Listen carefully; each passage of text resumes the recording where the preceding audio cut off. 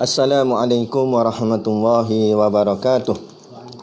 Ila hadrati sayyidina wa habibina wa syafi'ina Muhammadin sallallahu alaihi wasallam wa ila arwahi abaihi wa ikhwanihi minal anbiya'i wal mursalin salawatullahi wa salamuhu alaihi wa alaihim ajma'in wa ala ali kulli wa sahabati wal qarabati wat tabi'in wa tabi'i tabi'in bi ihsanin ila yaumiddin wa ila arwahi walidina wa muallimina wa zawil huquqi alaina ajma'in wa khususan ila hadrati Syekh Ibn Aqil bisiril Fatihah. A'udzu billahi minasyaitonir rajim.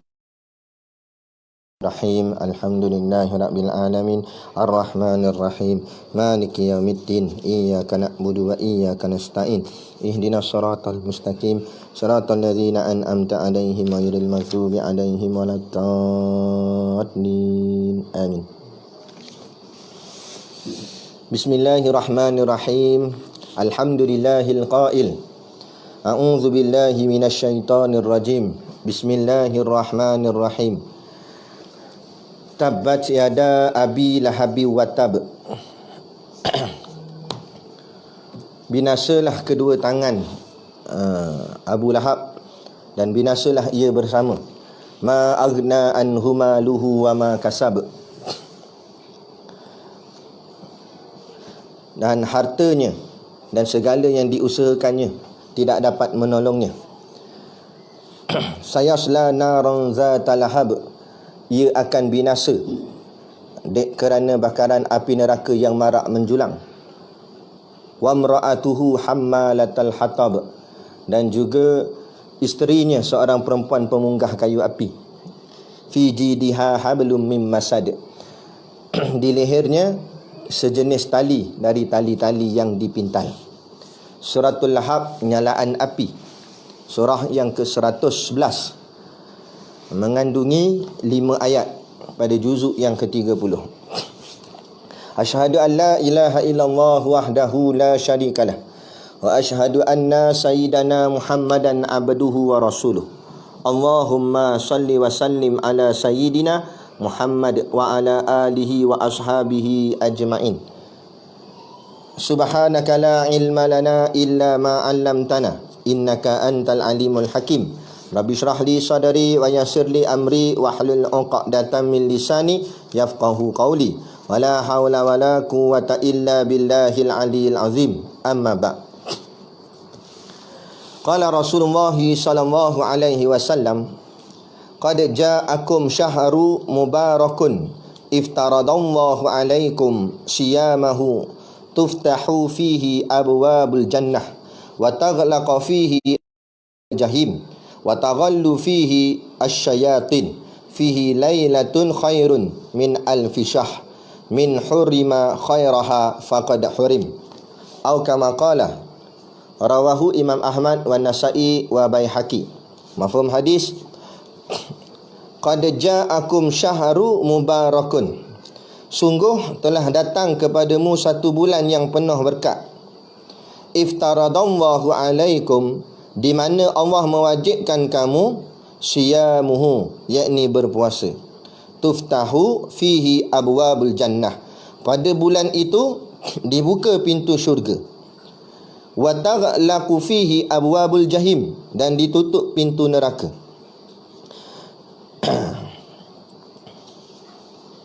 Wa taghallu fihi syayatin, dan dibelenggu syaitan. Fihi lailatun khairun min alfi syahr, dan di mana ada satu malam yang nilai amal pada malam itu lebih baik dari 1000 bulan. Min hurima khairaha faqad hurim. Maka barang siapa yang tidak berhasil memperoleh kebaikannya, maka tidak dapat lagi ia memperoleh kebaikan selama-lamanya. Hadis riwayat Imam Ahmad, An-Nasa'i dan juga Baihaqi. Berdasarkan hadis ni, Rasulullah SAW bersabda yang mafhumnya, telah datang kepada kamu satu bulan yang penuh berkat. Telah datang pada kita semua, iaitu satu bulan yang penuh keberkatan. Apa makna berkat? Ziyadatul khair, bertambah-tambah kebaikan. Sebab itulah bab kata ulama, kadang-kadang salah faham. Kita bulan Ramadan dah baru nak jadi baik, baru nak beramal dan sebagainya. Baguslah nak beramal tu, tapi sebenarnya tersalah faham.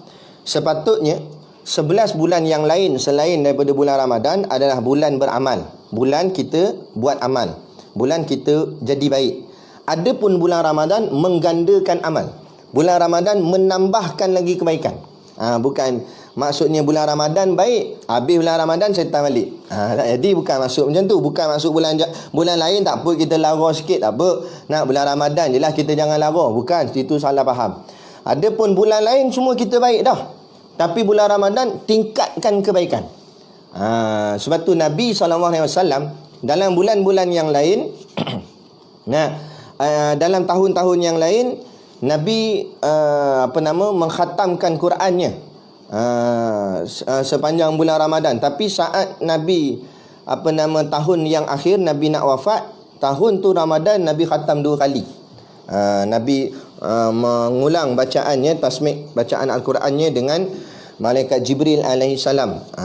Dan juga dalam amalan-amalan yang lain, kata Sayyidatina Aisyah, Rasulullah SAW bulan-bulan lain suka bersedekah. Adapun bila sampai ke bulan Ramadan, Nabi lagi kuat bersedekah. Sehingga kan kata para sahabat, sedekahnya Nabi macam angin, macam angin macam ditiup angin. Maknanya ibarat ditiup angin ni macam mana? Kalau daun-daun atas jalan tu angin tiup dia terbang gitu je. Maknanya mudah memberi, mudah laju je bagi orang minta bagi, orang minta bagi. Ayat jadi begitulah. Dalam bulan Ramadan kita tingkatkan apa jua amal kebaikan. Tak kisahlah, tak semestinya dengan hanya sembahyang. Bersedekah pun amal kebaikan, baca Quran amal kebaikan, menyampaikan dakwah amal kebaikan, macam-macam amal kebaikan kita tingkatkan dalam bulan Ramadan ini. Kerana bulan ini bulan berkat, ziyadatul khair, bertambah-tambah kebaikan. Tak cukup dengan tu, kata Nabi, abwabul jannah, bulan Ramadan dibuka pintu syurga. Maksud dibuka pintu syurga, peluang nak boleh masuk syurga tu mudah. Sebab tu banyak ulama berpandangan siapa yang mati di dalam bulan Ramadan matinya husnul khatimah, dengan syarat orangnya orang yang baik. Adapun kalau orang memang jahat sungguh, kebetulan mati bulan Ramadan, belum tentu, tapi tak ada masalah lah kalau kita nak sangka baik pun. Mana tahu dia dalam luar pengetahuan kita dia sudah bertaubat kepada Allah. Kita tak tahu. Tapi nak ceritanya bulan Ramadan, abwabul jannah dibukakan, tuftahu fihi abwabul jannah, dibukakan pintu syurga. Maknanya maksud juga dibukakan pintu syurga, pintu kemaafan Allah, pintu rahmat, pintu kasih sayang Allah. Mudah nak dapat dalam bulan Ramadan ni. Wa taghlaqa fihi abwabul jahim, dan ditutup pintu neraka. Maknanya ditutup pintu neraka, kemurkaan, adapun Allah, bulan ini bulan yang penuh kegembiraan. Bulan yang rahmat, bulan yang Allah sukai kepada hamba-hambanya. Jadi makna kata janganlah kita buat perkara-perkara yang tak elok. Sebab itulah bulan Ramadan Allah dah bantu kita dengan apa? Wa taghallu fihi syayatin. Allah telah ikat syaitan-syaitan. Syaitan-syaitan dibelenggu, diikat. Yang dimaksudkan dengan syaitan diikat ni, ulama kata satu pandangan mengatakan bahawa bukan keseluruhan syaitan itu, tetapi syaitan yang berpangkat besar. Sebab syaitan ni dia ada kedudukan dia juga. Syaitan yang high level, yang tinggi-tinggi, yang hebat-hebat ni, yang tu diikat. Adapun syaitan kecil-kecil, maknanya kata masih lagi lah ni. Sebab itulah tak pelik kita dalam bulan Ramadan pun masih lagi ada kenakalan tu sikit-sikit ada. Dia buat tanya soalan. Dia kata, "Ustaz, boleh tak komo-komo dengan teh ais ni?" kata. Kata nakal.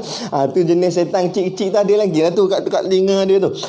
Dia kata memanglah betul, komo-komo air tak batalkan puasa. Jadi alalang nak, dia kata komo-komo dengan teh ais boleh tak? Memanglah dari segi istilah komo-komo tu sendiri tidak membatalkan puasa. Tapi dengan teh ais, makna kata ni saja nak ngelak tu, nak boleh ada masuk rasa sikit teh ais ke dalam tekak tu. Jadi itu dah dikira bermain-main dengan soal hukum. Tak maulah macam tu. Jangan buat nakal begitu. Jadi itulah maknanya.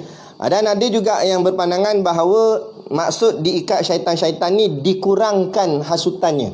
Selalu hasutan dikuat, tapi time bulan Ramadan dilemahkan. Maknanya dia dipayahkan hasutan dia tu. Maknanya bukan senang dia nak hasut kita. Itu satu pandangan. Satu lagi pandangan mengatakan syaitan itu diletakkan jauh daripada kehidupan masyarakat manusia.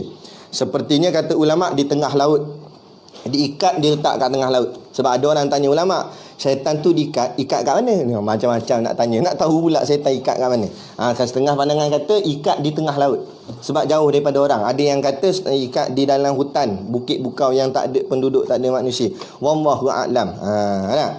Jadi yang pentingnya kita nak faham hadis ni kan, syaitan diikat, maksudnya Allah telah tolong kita untuk menjadikan lebih baik daripada sebelum ni. Tu cerita dia. Lailatul khairum min alfi syahr. Dan ditambah lagi bulan Ramadan ni bulan yang ada malam yang lebih baik daripada 1000 bulan. Kalau tak silap anak 80 berapa? 83 tahun 1000 bulan tu. Kalau tak silap lah, kalau tak silap. Kiraan-kiraan dia lebih kurang 83 tahun. Maknanya kalau kita dapat malam tu, ibadat kita malam tu seperti digandakan sebanyak 83 tahun. Ataupun sekira-kira kata ulama digandakan seperti seumur hidup. Biasalah manusia di zaman akhir zaman ni hidup tak lama, lebih kurang 80 tahun gitulah. Dapat amalan malam tu, malam Lailatul Qadar, macam dia buat amal sepanjang dia hidup. Kan beruntunglah. Tapi nak dapat macam mana? Kan takkan main hujung-hujung baru nak tarawih. Tak dapat itu. Dia nak tahu orang yang dapat tak dapat Lailatul Qadar ni, ini pandangan ulama lah. Nak tahu kita dapat tak dapat Lailatul Qadar, lepas habis Ramadan kita jadi macam mana?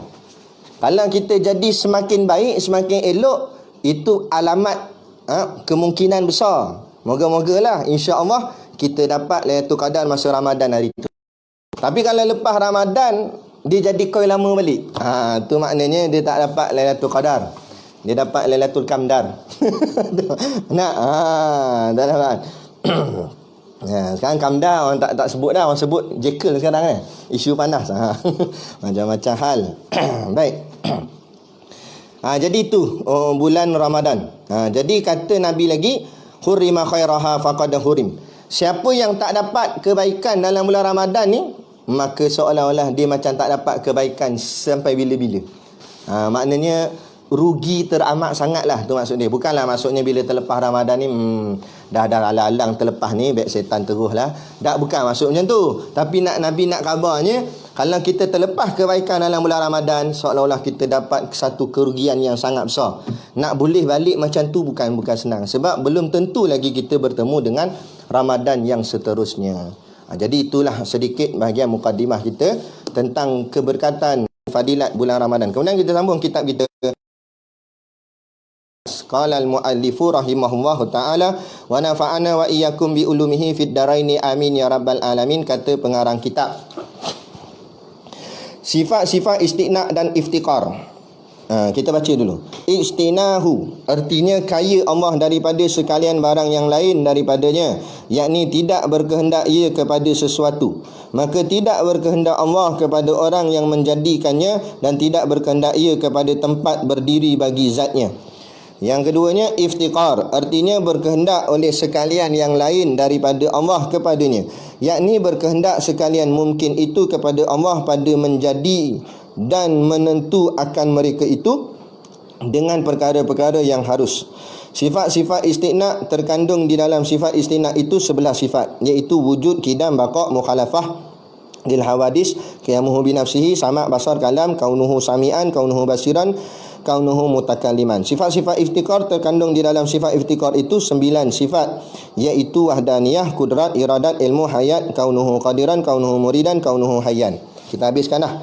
Diambil daripada istighna itu, pertama, maha suci Tuhan daripada arat, tujuan pada sekalian perbuatan dan hukum-hukumnya. Kedua, tiada wajib Tuhan memperbuatkan sesuatu. Ana punya kitab hilang. Memperbuatkan sesuatu apa? Atau meninggalkannya. Dia ni hilang tu.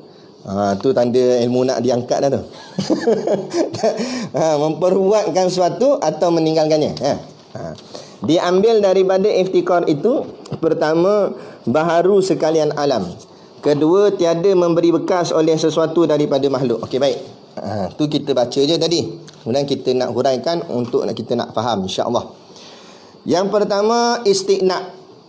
Kita dah bicara dah semalam apa tu istiqna'. Kali ni dia memperjelaskan lagi sekali untuk menguatkan lagi kefahaman. Artinya kaya Allah daripada sekalian barang yang lain daripadanya. Kita baca satu-satu. Dia kalau baca straight memang dia akan bertambah pening. Yang pertama dulu, kaya Allah. Apa makna kaya sini? Kita dah cakap semalam dah. Makna kaya artinya Allah tidak memerlukan apa-apa. Itu maksud kaya. Adapun makna miskin, iftikar tu ambil daripada perkataan faqara, fakir.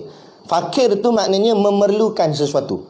Lawannya kaya. Kaya tak memerlukan sesuatu. Tu. Jadi Allah kaya. Kaya maksud kayanya Allah. Allah tak memerlukan sesuatu. Dan juga boleh juga kita nak faham makna kaya Allah. Allah boleh bagi apa saja. Sebab apa Allah boleh bagi apa saja? Sebab tak rugi sikit pun pada Allah. Kerana Allah tak memerlukan apa-apa pun pada dirinya. Kerana dirinya sudah segala-galanya. Dirinya sudah terkaya atas segala-galanya. Macam kita, katalah kita kaya macam mana pun, duit banyak kan, dapat datuk ke apa ke, duit banyak, kita boleh bagi duit, tapi kita tak boleh bagi kat semua orang. Contohlah ni bukan nak perli siapa-siapa, bukan nak kata apa, kita buat contoh aja. Contoh macam Ustaz Abid Liu, dia seorang yang kaya. Memang diakui dia antara ustaz yang kaya sebab dia ada bisnes, dia ada buat jubah dia apa semua kan. Dia ada kedai makan, restoran dia apa semua, dia kekayaan. Dan dia suka bantu orang, baguslah. Dia boleh bantu orang sebab kelebihan yang Allah beri pada dia, ada rezeki lebih, dia boleh bantu orang. Tapi dia tak boleh bantu semua sekali. Kerana kalau dia bantu semua sekali, sagi dia pula kena bantu.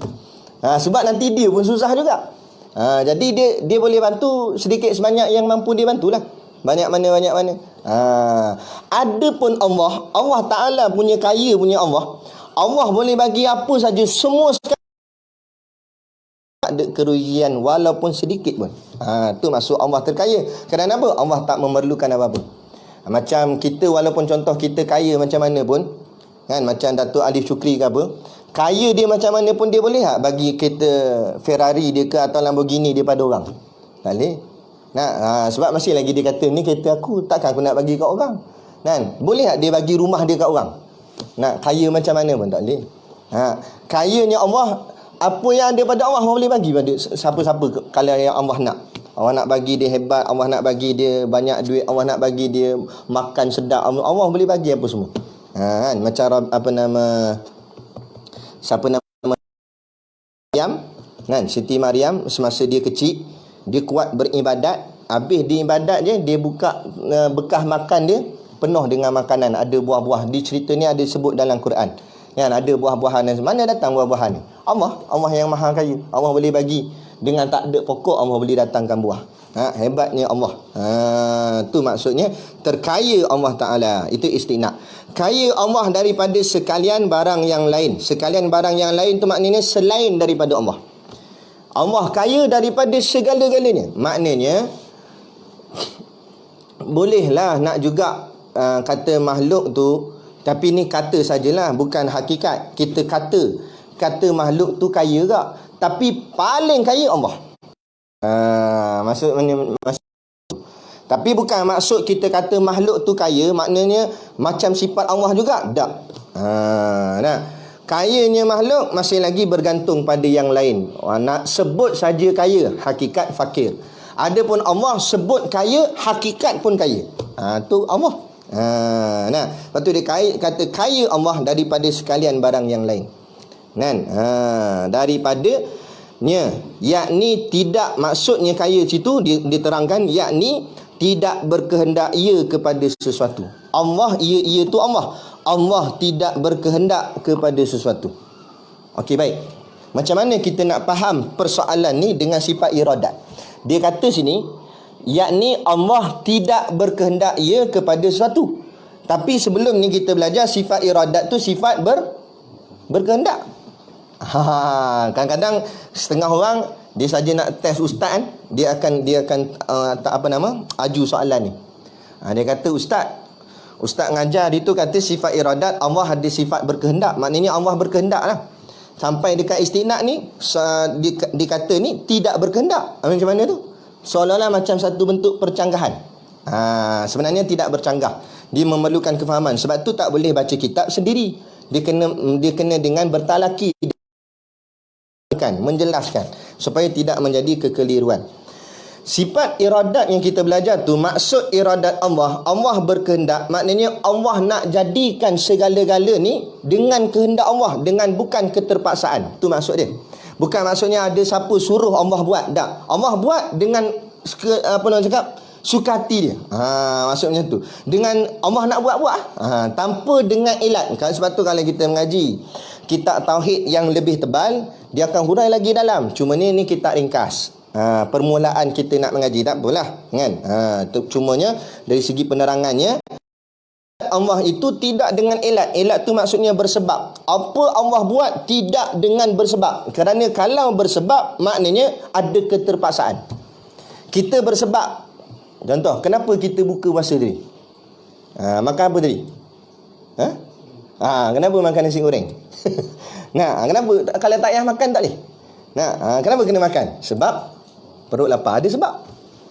Jadi ada sebab tu kita buat sesuatu. Jadi apa saja kita buat ni semua dengan sebab. Kenapa masuk kelas?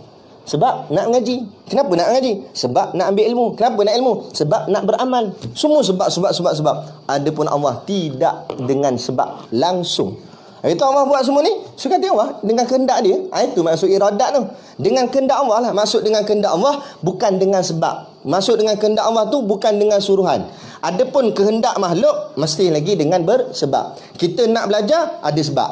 Kita nak ni ada sebab. Tu kehendak kita makhluk. Kehendak Allah tidak dengan bersebab. Itu nak memahamkan dengan makna iradat. Adapun yang dalam istiqna' ni, dia kata yakni Allah tidak berkehendak ia kepada suatu. Maksud tak berkehendak tu, Allah tak berhajat pada. Maksudnya Allah tak ambil faedah. Maknanya bila Allah cipta makhluk, Allah nak makhluk tu sembah dia. Tak. Allah cuma suruh kita sembah dia, tapi bukan maksud Allah berhajat, Allah nak sangat kita sembah dia. Yang ni kena faham betul-betul. Allah suruh kita sembah dia tu supaya kita selamat esok nanti di hari akhirat. Kerana Allah dengan adilnya Allah akan masukkan siapa yang taat dan sembah padanya dalam syurga, siapa tak taat dan ingkar padanya masuk neraka. Jadi Allah suruh kita taat pada dia sebab nanti Allah nak bahagikan, ada yang masuk syurga, ada yang masuk neraka. Jadi taat tu, Allah suruh taat tu untuk keselamatan diri kita balik, bukan untuk Allah. Kan? Allah tak memerlukan semayang kita, semayang kita untuk diri kita balik, untuk keselamatan.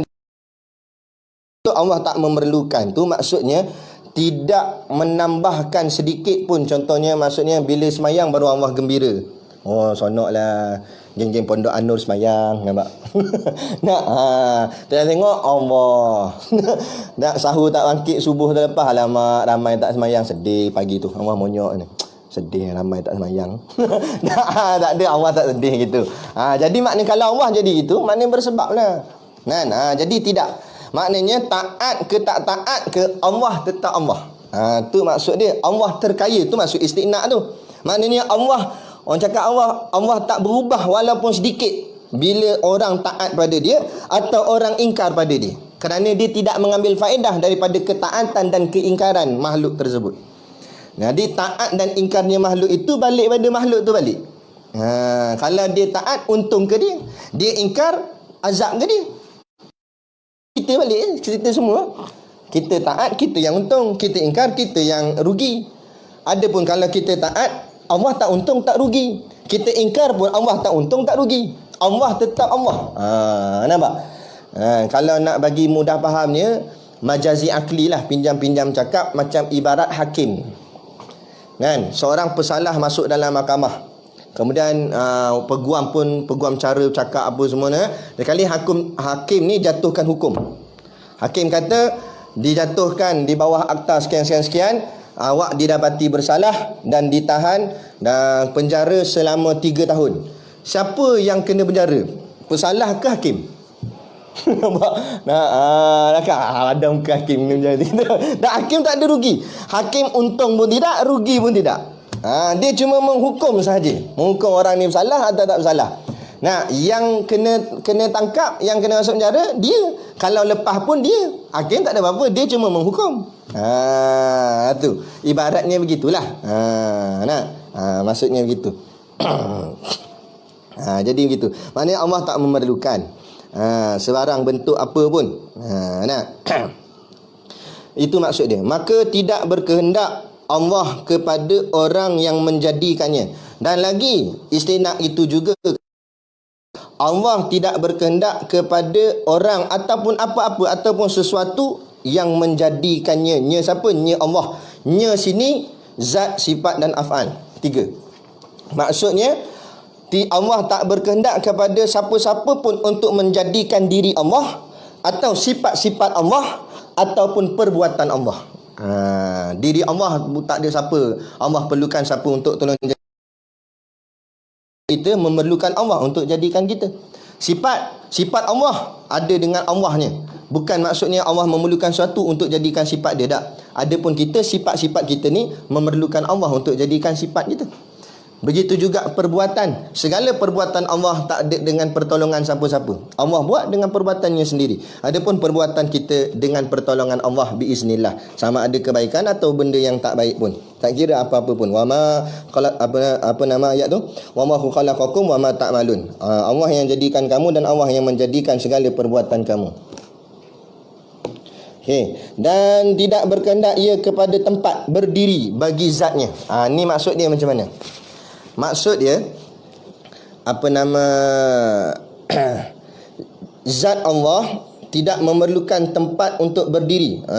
Kerana Allah itu sudah zat. Macam kita belajar dalam sifat qiyamuhu ta'ala binafsih tu. Allah bukan sifat. Kalau sifat dia memerlukan tempat berdiri, iaitu zat. Adapun Allah sudah zat. Bila Allah dah zat, Allah tak memerlukan tempat berdiri. Kerana Allah sudah zat.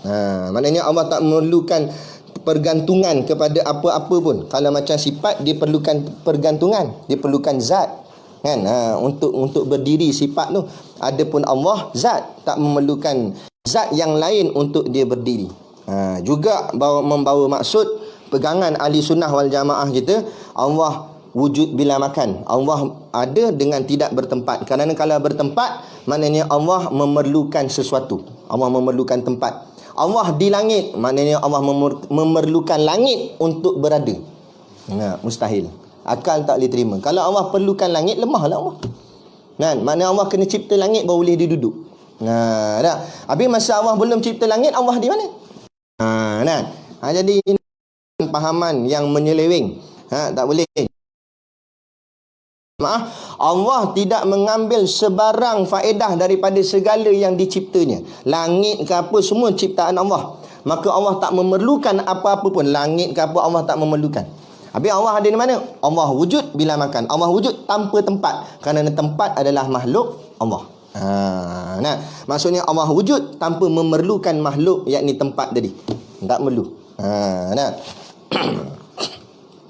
Adapun kita wujud memerlukan tempat. Wujud mesti ada tanah, ada bumi apa semua baru boleh berdiri atas bumi tu. Itu makhluk, Allah tak begitu. Jadi itu jelas. Ini pegangan akidah ahli sunnah wal jamaah. Sebab tu ada segelintir fahaman dia tak suka kita mengaji sifat 20 ni. Sebab ni penekanan kita dalam sifat 20 ni kita jelas, kan? Macam mana akan sifat-sifat Allah Ta'ala tu. Baik. Tapi dah istinaq, itu istinaq. Maksud terkaya Allah. Kesimpulannya istinaq ni dia berlega dalam dia tu adalah perkara yang nak mengatakan bahawa Allah tak memerlukan apa-apa. Tu je. Dia punya point dia, pokok dia. Tapi huraian dia macam-macam lah. Yang ni dia buat contoh ni, buat contoh ni. Tapi pokok dia maknanya Allah tak memerlukan apa-apa. Istinaq. Kerana apa Allah tak perlukan apa-apa? Kerana Allah sudah terkaya. Tu maksud dia. Dah ada semua dah. Nak perlukan apa lagi? Kan? Macam tu. Kita ni masih lagi perlu tu, perlu ni. Sebab kita masih lagi kurang. Ada rumah besar, kurang lagi. Kurang apa? Sebab tak ada dapur, masih lagi kurang. Tapi kalau dalam tu semua penuh ada dah. Tesco dalam rumah dia dah. Nampak? Segala-gala ada. Nak perlukan apa lagi? Tak ada perlu apa lah. Tapi masih lagi kita kurang. Sebab apa? Walaupun katalah ada Tesco dalam rumah dia, tapi barang dalam Tesco tu tetap habis juga, kan? Bila habis, perlukan juga pula isi balik. Tu kurang lagi makhluk. Adapun Allah tak pernah kurang. Kerana Allah terkaya. Oh, maksudnya pada Allah ada Tesco, Ustaz? Bukan begitu. Maksudnya Allah tu segala-galanya milik dia. Semuanya dia punya. Itu maksudnya Allah terkaya. Iftikar artinya berkehendak oleh sekalian yang lain daripada Allah kepadanya. Jadi iftikar diambil daripada perkataan fakir. Bukan Allah tu fakir, tapi kita makhluk ni semua fakir. Bila kita semua fakir, kita memerlukan yang maha kaya. Siapa kaya? Allah. Itu maksud. Jadi iftikar daripada Allah, kullu ma siwahu, setiap selain daripada Allah itu memerlukan Allah. Tu maksud iftikar. Yakni dia kata berkehendak sekalian mungkin tu makhluk lah. Berkehendak sekalian makhluk itu kepada Allah. Apa dia yang diperlukan itu? Ni antara contoh-contohnya lah yang diambil contoh yang besar-besar. Iaitu pada menjadikan. Setiap apa yang jadi ini kita memerlukan Allah untuk bagi jadi. Kerana kita tak boleh bagi jadi. Sama ada jadi diri kita, atau jadi sifat kita, atau jadi perbuatan kita. Sama juga zat, sifat dan af'al. Diri kita ni, kita berhajat pada Allah yang menjadikan diri kita. Sifat kita, sifat maksud sifat kebaikan kita. Kita bulan Ramadan ni jadi bagus, kuat ibadat, kuat menderma. Sifat baik tu siapa bagi jadi? Allah. Kita memerlukan Allah untuk jadikan sifat baik tu. Kalau Allah tak jadi, Ramadan tak Ramadan, macam tu juga. Tak elok juga. Jadi batu kena banyak berdoa pada Allah, mendekati Allah. Mendekati Allah dengan banyak beribadat kepada Allah. Tu. Yang ketiga, apa dia? Iaitu perbuatan. Segala apa yang kita buat, kita masak lauk, kita confirm boleh jadikan lauk tu sedap kalau bukan Allah lah yang menjadikan. Jadi segala perbuatan kita bergantung kepada Allah. Jadi ini maksud iftikar. Tadi istiqna, zat, sifat dan perbuatan Allah tak memerlukan apa-apa. Adapun iftikar, segala diri kita, sifat kita dan perbuatan kita memerlukan Allah untuk bagi jadi. Itu. Tanya tadi. Dan menentu akan mereka itu dengan perkara-perkara yang harus. Jadi makna iftikar lagi, iaitu Allah menentukan pada mereka itu yakni makhluk kita semua ni, Allah tentukan makhluk kita ni duduk dalam perkara-perkara yang harus. Maksud harus, terpulang pada Allah nak bagi jadi macam mana pun. Sebab tu dengar dengan jelas. Apa yang kita nak, apa yang kita hajat, ingat tu sebab kita nak, tapi itu sebab Allah nak. Kita nak kita ni bayang-bayang je, memang takkan jadi. Pegang yang pertama, apa saja kita nak takkan jadi. Habis itu jadi sebab Allah nak jadi. Tapi banyak bila orang tak mengaji sifat 20, tak mengaji bab ketuhanan ni, dia sangka apa dia. Ni sebab aku buat ni, dengan sebab ni tu yang dia rosak tu. Kan? Ni lebih bahaya daripada corona lagi. Kan? Betul. Mati-mati kena corona, tapi yakin pada Allah, serah pada Allah, tawakal pada Allah. Baik, matinya mati husnul khatimah, mati yang baik. Walaupun pada sisi zahirnya kena penyakit. Penyakit asbab je. Tak kena corona pun kena benda lain. Kan? Pada Allah, reda pada Allah, atau menyangka pada diri sendiri usaha dan ikhtiar kita. Itu yang jadi rosak. Kalau baca dalam kitab Usul Tauhid, dia akan hurai lebih jelas lagi. Panjang lebar dia hurai. Sedap kitab Usul Tauhid tu. Tak apalah, pelan-pelan kita ngaji satu-satu kitab. Jadi sifat istiqna terkandung di dalam sifat istiqna itu 11 sifat, iaitu wujud, qidam, baqa. Jadi semua sifat-sifat ni kalau kita tengok, sifat ni menunjukkan bahawa Allah tak memerlukan yang lain. Wujudnya Allah tak perlukan yang lain, qidamnya Allah tak perlukan yang lain, baqa, mukhalafah, semualah Allah tak perlukan yang lain. Adapun kalau kita tengok pada sifat-sifat iftikar, terkandung di dalam sifat iftikar itu 9. Ingat, istiqna 11, iftikar 9. 9 sifat, iaitu wahdaniyah, kudrat, iradah, ilmu, hayat, kaunuhu qadiran, kaunuhu muridan dan kaunuhu hayyan. Kalau kita tengok 9 sifat ni, itu menunjukkan bahawa kita semua memerlukan Allah. Contohnya lah kita ambil wahdaniyah. Wahdaniyah itu artinya Allah bersifat dengan sifat esa. Jadi bila Allah esa, tak pada siapa lagi kita nak berhajat, sedangkan Allah saja yang tunggal, zatnya saja yang satu. Jadi kita berhajat pada Allah. Semua iftikar kita pada Allah. Kudrat Allah saja yang berkuasa. Nah, kita nak minta tolong siapa lagi? Allah jelah. Kan? Jadi maknanya semuanya balik kepada Allah. Tok Guru buat contoh masa ngaji pondok dulu. Tok kata kalau contoh dalam kampung tu ada satu kedai tu je. Jadi macam mana orang kampung ni pun dia berhajat kepada kedai tu je lah untuk nak beli barang. Sebab ada satu tu je. Tapi kalau ada dua kedai, dia tak kisahlah kalau satu kedai tutup pun tak apa. Dia tak kisah. Tapi kalau satu kedai tu tutup, habis semua orang kampung akan, orang cakap apa, habis lah, pening kepala kan. Alamak, tutup lah. Ni lah tu satu kedai je ada. Jadi maknanya pergantungan seluruh kampung pada kedai tu. Tapi itu nak bagi fahamnya. Adapun pada sisi ketuhanan ni, hanya Allah saja yang berkuasa, yang wahdaniyah, yang ada iradat, yang ada ilmu macam dalam 9 sifat iftikar ni. Maka semua kita ni nak hajat pada siapa lagi? Kalau bukan hanya kepada Allah. Tu maknanya iftikar. Tu. Tapi bila orang tak nampak benda ni, dia nampak ada yang lain berkuasa, sebab tu dia tak berhajat pada kekuasaan Allah. Dia nampak kerajaan ada kuasa, maka dia lebih tunduk pada kerajaan, sebab dia tak nampak semata-mata Allah sebenarnya yang berkuasa. Kerajaan apa pun tak ada kuasa. Makhluk semua tak ada kuasa. Kan? Dia ambil daripada istinad itu, yang ni hasil dia dipanggil faedah. Faedah daripada pengajian kita istinad dengan iftikar ni, maka pada istinad apa yang kita dapat? Pertama, Maha suci Tuhan daripada gharat. Gharat tu maksudnya tujuan. Jadi Allah tak memerlukan sebarang tujuan. Macam kita sebut tadi, ilat, sebab pada sekalian perbuatannya. Apa yang Allah buat dengan tidak bersebab, dengan tidak bertujuan. Tujuan aku cipta makhluk ni begini. Tak ada tujuan. Saja suka hati Allah nak buat. Dan kenapa Allah buat ada syurga neraka? Suka hati Allah. Kan? Kalau awak nak buat syurga saja boleh, awak nak buat neraka saja boleh. Suka hati Allah. Tak ada apa-apa tujuan. Cuma kita boleh guna istilah hikmah, kebijaksanaan. Dipanggil hikmatut tasyri', kata Tok Guru. Kan? Hikmah penciptaan, hikmah kejadian. Apa hikmah kejadian syurga dan neraka? Kerana Allah nak menunjukkan bahawa ketaatan kepadanya itu penting. Kerana dengan kepentingan taat itulah Allah memberi ganjaran syurga. Tapi bukan dengan bersebab, kan? Itu hanya hikmah sahaja.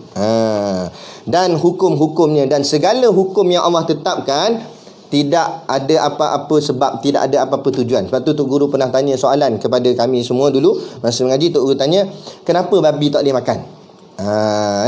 So, masing-masing pun pening fikir, bab babi hidung penyek lah apalah. Tak. Bab babi kotor. Dan kalau ada orang cipta mesin basuh babi, keluar-keluar bersih, boleh makan? Tak boleh agak. Habis kenapa tak boleh makan babi? Sebab Allah tak bagi makan. Tu je. Itu nama dia. Kan? Bukan apa-apa tujuan, tak ada. Bukan Allah tak bagi makan babi, tujuannya sebab babi ni kaki pendek. Tak, bukan. Kalau kaki pendek, ayam kaki pendek kak. Kan? Tapi tujuan Allah tak bagi makan babi, tak ada tujuan. Kerana Allah yang tak bagi. Tapi kalau Allah bagi, buat celat tepung. Contoh, nak ceritanya Allah tak bagi. Kan? Tapi Allah nak uji kita. Yang aku tak bagi sikit, yang aku bagi banyak lagi. Tapi nak ambil juga yang aku tak bagi ni, walaupun aku buat sikit. Lain aku buat yang tak bagi tu banyak, yang bagi sikit, boleh tahan kira langgar. Yang tak bagi sikit je, yang tak boleh makan tu sikit je. Tapi ambil juga yang tak boleh makan tu, yang haram tu. Degilnya manusia tu. Allah nak tunjuk gitulah. Kan? Habis sebab tu bila ulama kata dalam syurga boleh tak makan babi? Tu ulama kata bapak babi boleh makan. Sebab apa? Dalam syurga tak ada apa-apa dah halangan. Allah bagi segala-galanya. Boleh dah, tak ada masalah. Jadi maknanya dunia ni tempat ujian saja. Allah sekat je, ini boleh, ini tak boleh. Kenapa tak boleh? Sebab Allah nak tengok perintahnya ditaat ataupun diingkar. Dalam syurga mu nak buat apa buatlah, dah bebas dah. Kan? Dunia tempat ujian. Tapi manusia degil, dia letak papan tanda jangan buang sampah di sini, penuh sampah. Sampai tu tutup papan tanda tu. Cuba tulis buang sampah di sini, tak ada satu habuk sampah. Manusia punya degil. Orang kata jangan baca, dia baca tak? Apa benda ni jangan baca? Kedua, tiada wajib Tuhan memperbuatkan sesuatu atau meninggalkannya. Jadi Allah tak wajib buat sesuatu atau tak buat sesuatu. Allah tak wajib. So kata Allah nak buat boleh, tak nak buat boleh.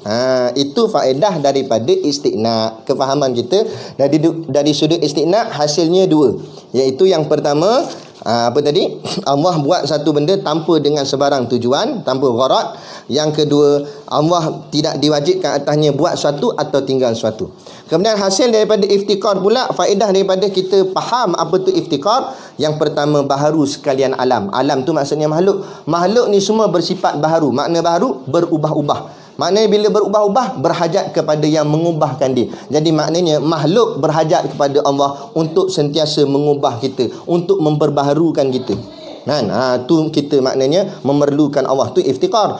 Hasil yang kedua iftikar, tiada memberi bekas oleh sesuatu daripada makhluk. Setiap apa yang makhluk buat tidak memberi bekas. Maknanya tak ada hasil pun apa kita buat, melainkan segala hasil adalah hasil daripada Allah, kekuasaan Allah. Macam kita sebut tadi, apa yang kita nak jadi, sebenarnya bila jadi tu bukan sebab kita nak, tapi sebab Allah yang nak. Kebetulan saja. Sebab itulah bila apa kita buat jadi, jangan bangga ke diri. Kita sebut Alhamdulillah kerana Allah jadikan seperti mana apa yang kita nak juga dalam hati kita. Sebab ianya berbentuk kebetulan sahaja.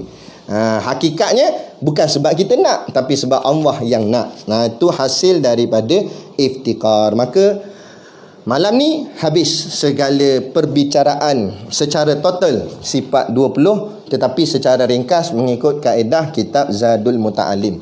InsyaAllah nanti di kitab yang lain kita akan bicara lagi sifat 20, tapi dengan perbahasan yang mungkin lain sikit berbanding daripada kitab-kitab yang lain. Dia hakikatnya benda sama, maknanya tu sama, tapi cara perbahasannya mungkin sedikit berbeza-beza mengikut cara guru-guru di dalam kitab masing-masing menyampaikannya.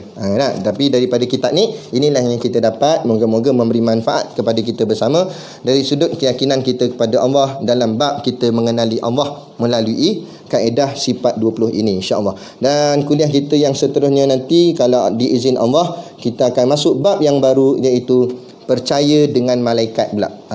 Apa benda yang terkandung di dalam beriman kepada malaikat tu. Dulu kita belajar sekolah-sekolah dulu, setakat hafal je lah beriman pada malaikat. Apa dia makna beriman pada malaikat? Ni 2 muka surat dihurai. 2 ke 3? 2 muka surat dihurai. Maknanya apa benda yang terkandung di dalam makna beriman kepada malaikat tu, insya-Allah. Jadi sekadar tu. Wabillahi taufiq wal hidayah. Assalamualaikum warahmatullahi wabarakatuh. A'udzu billahi minasyaitonir rajim. Bismillahirrahmanirrahim. Alhamdulillahirabbil alamin wassalatu wassalamu ala asyrafil anbiya'i wal mursalin sayyidina Muhammad wa ala alihi washabihi ajmain. Allahumma taqabbal minna salatana wa du'aana innaka antas samiul alim wa tub alaina innaka antat tawwabur rahim. Allahumma ja'al dinana dinan nabi Muhammadin sallallahu alaihi wasallam wa islamana islamal muslimin wa imanana imanal mu'minin wa salatana salatal khashiin wa a'malana a'malas solihin wa niyyatana niyatal mukhlisin wa dhunubana ya Allah dhunubal mustaghfirin wa hayatana hayatal ulama wa mautana bi mauti syuhada wa adkhilnal jannata ma'al anbiya ya alaihimus salatu wassalam. Rabbana atina fid dunya hasanah wa fil akhirati hasanah wa qina adzabannar. Wassallallahu ala khairi khalqihi sayyidina Muhammad wa ala alihi washabihi wasallam. Subhana rabbika rabbil izzati amma yasifun, salamun alal mursalin walhamdulillahi rabbil alamin. Amin ya rabbal alamin. Taqabbalallahu minna wa minkum.